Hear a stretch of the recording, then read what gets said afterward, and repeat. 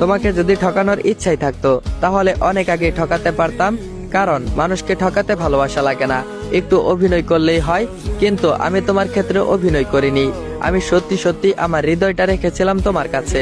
তোমাকে নিয়ে এত এত স্বপ্ন বুনতাম না, ঘুম ভাঙলেই তোমাকে নিয়ে নতুন দিনের কল্পনা করতাম না, নিজের ভবিষ্যৎ থেকে তোমাকে বড় ভাবতে শিখেছিলাম আমি।